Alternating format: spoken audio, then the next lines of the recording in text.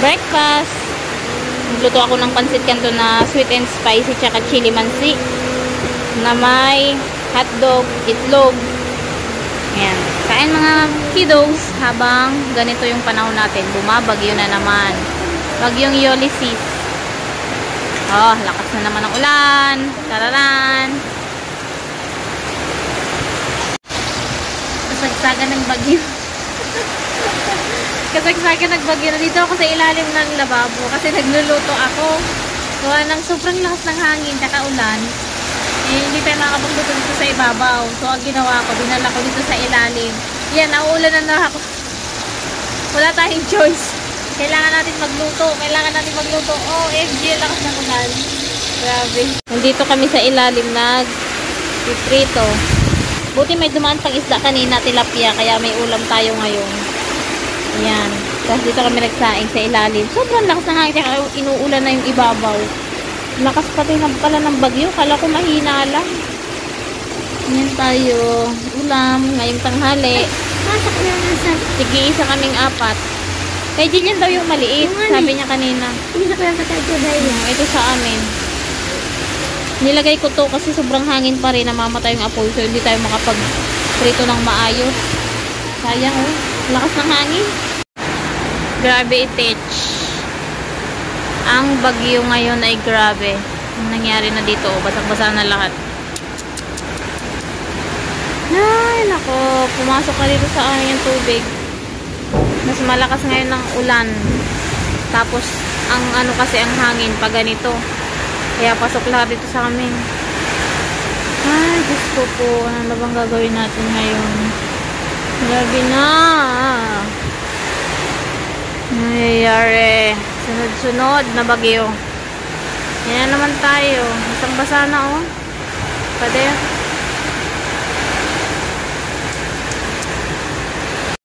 Oh, lakas.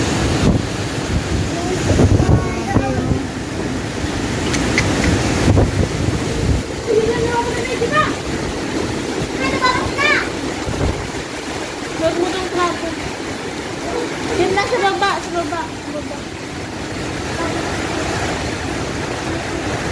Sana dito sa loob.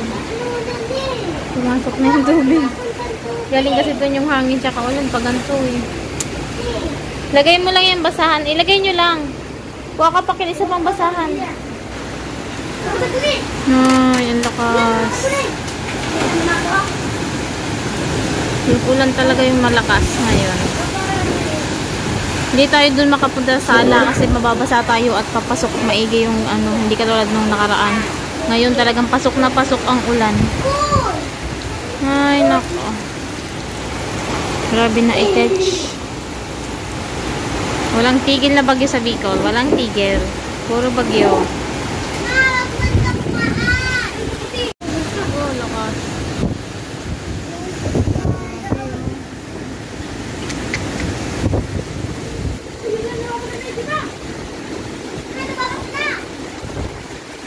Huwag mo ng trapo. Yun lang sa baba.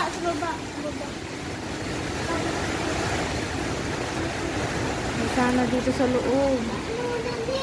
Pumasok na yung tubig. Galing kasi doon yung hangin tsaka ulan pag ganito eh. Lagay mo lang yung basahan. Ilagay nyo lang. Kuha ka pa isa pang basahan. Ay, ang lakas. Yung ulan talaga yung malakas ngayon. Hindi tayo dun makapunta sa sala kasi mababasa tayo at papasok maigi yung ano, hindi katulad nung nakaraan. Ngayon talagang pasok na pasok ang ulan. Ay, nako. Grabe na itech. Walang tigil na bagyo sa Bicol. Walang tigil. Puro bagyo. Mas malala ngayon guys ang bagyo. Grabe. Kanina pa to eh. 4 na oras na. Hindi pa to tigil. Malakas pa rin. 4 na oras na yan. Wala na. Oh.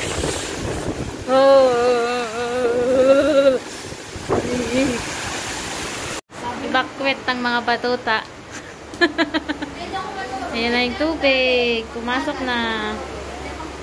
Taran, maglangoy. Baha na. Ayan. Grabe, ang taas na. Kaya lumipat kami dito sa kabila. Grabe, mas matindi pala to. Yun o, naglalangoy na sa tubig. Itong ano, din itataas. Mga ining mababasaig dito. Ining ano, Durabox. Grabe, ang lalim niya na guys. Super. Sa bahay, hindi tayo makapunta kasi sobrang lakas ng ulan. Mababasa tayo doon. Mga bata nakataas dyan sa upuan. Kawawa naman. Pag tumaas pa yung tubig, lagot. Saan tayo pupulutin?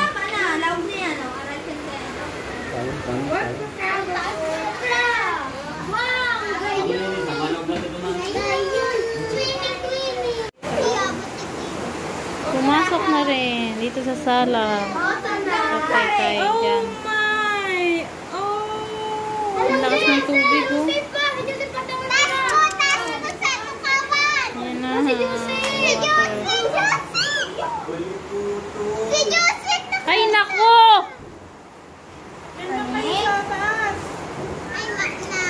Joseph, doon ka na sa taas, Joseph, ng upuan. Sa taas ka na ng upuan, mababasa ka dyan. May pag-asa pa niya. Yun na yan, mabulos na yan, Igdi. Oh my, ang lakas. Grabe, kusugan, oh, ang agos. Sit lang, sit. Na yan na. Oto na, Joseph. Sit ka na, tumas ka na. Patay tayo dyan. Bakit gabi? Bakas, oh. Look at the room. Swimming pool na yung ating kwarto. Ay, yung kanilang kwarto. Oh! Ha? Lumana ka mo sa taas. Sige na, durumana ka mo. Saan ka taas? Basang-basa na dito. Durumana ka mo, durumana ka mo. Yun talaga? Grabe na. Wala, hindi na namin kinaya na dito kami sa may kainan dahil medyo mataas yung kapantay ng kalsada. Sobrang mataas na yung tubig doon. Kaya ayan mga batang yan. Oh, yung itsura dito. Nandito kami lahat.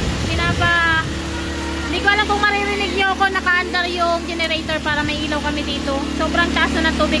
Papakita ko sa inyo sa baba. Milo, eto. Full recovery na siya. Si mga aso.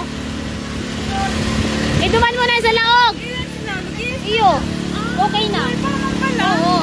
Ayan na yung tubig ko. Kapantay na ng lamesa. Diba? Wala na. Nga. Magdalabasan na yung mga kaldero. Grabe. Laga na na duman. Ganyan ang itsura.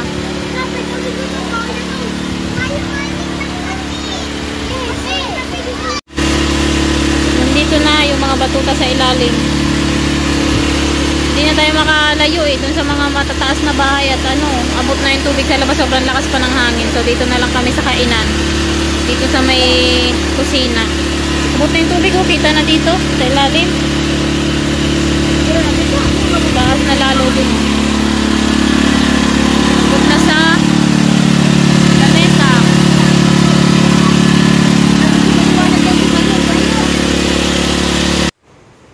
Nasa evacuation na kami guys dahil yung tubig doon sobrang tumaas na.